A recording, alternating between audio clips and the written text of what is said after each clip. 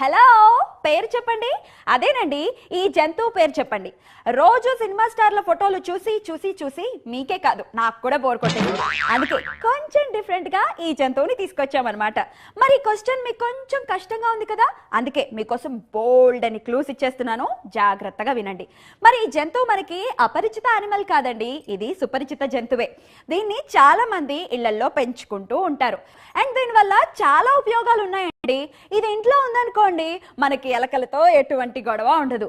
And ఇది కళ్ళు మూసుకుని పాలు తాగుతూ ఉంటుంది. దీనికి మేనర్స్ కూడా చాలా ఎక్కువ అండి.